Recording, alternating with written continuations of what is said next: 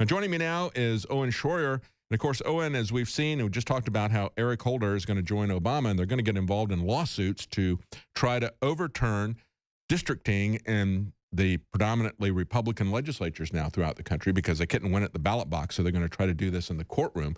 But there's lawsuits that are going to be coming up as far as the immigration issue, isn't there?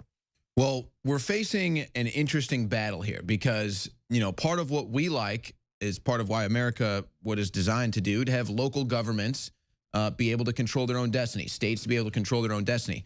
However, there's a very interesting development right now when it comes to the deportation of illegal immigrants, especially in these sanctuary cities. Now, everybody knows that Trump has planned on cutting the federal money going to these sanctuary cities, going to illegal immigrants. So what are we now seeing? Some of the local mayors and some of the local government are basically trying to work their way around that by taking state dollars to represent illegal immigrants in court.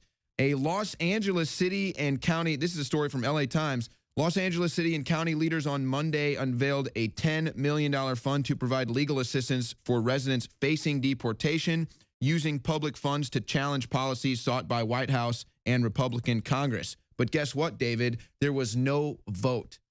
Yeah. The people in LA, the people in California did not vote on this. And I think that this is something that people are going to have to keep their eye on.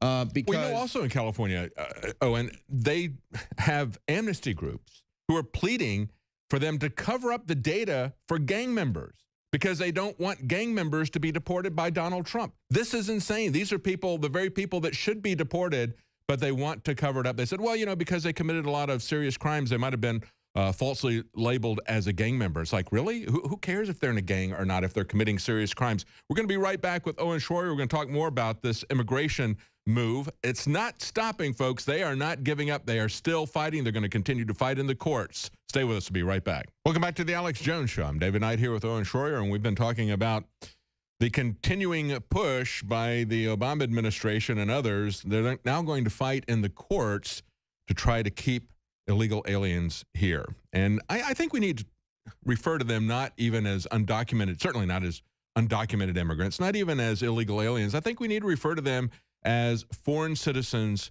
who are here illegally. And that's what we've seen with the Mexican ambassador urging Mexican citizens to become American citizens, saying, hey, you can still keep your Mexican citizenship here. And, a lot of people, he says, don't want to get their American citizenship because they don't want to learn English. But, you don't have to know English to become an American citizen, and you can be a citizen of our country and export our values to America or whatever it is that he wants to do. To me, when somebody is a foreign citizen and they come here illegally, I have a big problem with that. And I think this Mexican ambassador begging these 2.6 million, as they estimate, Mexican citizens to become permanent legal residents and citizens here in America, I have a problem with that. It looks to me like they're trying to take over our government, our value from a foreign government, because this is the Mexican ambassador doing this. But now you were talking, Owen, about the different jurisdictions, the sanctuary cities pushing back against this. I mentioned just before we went to break that California groups who say they're pro-amnesty, they want to hide the fact that there are people that have been labeled as criminals, as gang members, because they don't want these people deported. That's exactly what Trump was saying. He said, we got to get rid of the worst people. And they said, you're racist. Well, and look, when there was a hearing about this in Los Angeles, a man from a Black Votes Matter group stepped up to the podium to speak in regards to the local government financing the legal representation for illegal immigrants to avoid deportation. He says, well, wait a second. First of all, it's complete nonsense that you're giving this money to non-citizens. I think that's what we can call them, non-citizens. But then secondly, he says, they're citizens somewhere. They're just not citizens there in the United States. And it's not like we can go somewhere else and get this type of help. Exactly. But then he points out, he says, well, you claim that you're doing this because you don't want to break up families. You don't want to put people through these, hard situations that are just, with their family or loved ones or whatever. And he comes in and he points out, but you have no problem busting the guy who's selling drugs, who's trying to provide for his family. You have no problem invading the house for the guy who's just, selling whatever illegally to try to provide for his loved ones, who's an American citizen. So that's an amazing, I think, kind of paradox to look at, that these policies need to be we considered. understand they want to make things better for their family, but we have a process for that. We have a line for that.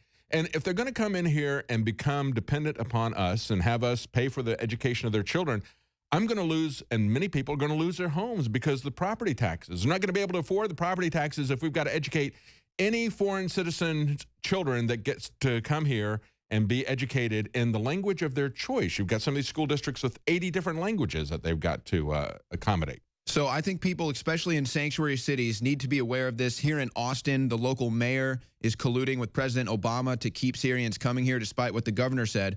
But this kind of puts it in perspective to me. This is how these people think, David.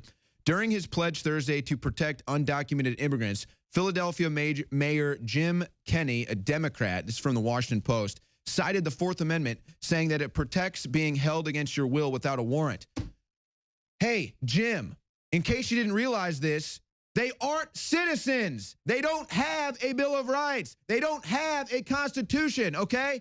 These are American citizens' rights. You're citing a document for American citizens to protect a non-citizen. David, this logic that completely befuddles them, goes over their head, is the most frustrating thing to me. Honestly, it makes me want to go to law school so I can explain this to people, and they'll actually, oh, you have a law degree? Oh, whoa, ooh, now I have to listen. He should take that Fourth Amendment to the TSA at the airports, and all of you who are traveling this. Yeah, mind then. Yeah, that's right. It's a dead letter as far as they're concerned. Stay with us. We're going to be right back with Stefan Molyneux. Very interesting discussion coming up. Stay with us.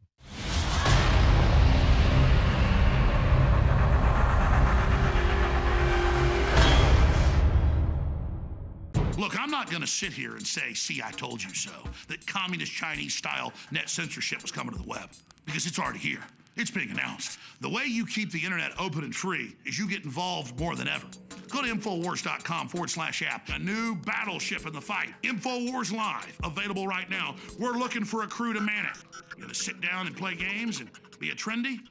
Or are you gonna be part of history? Don't sit by and let the internet and free speech be stolen from you. Take action.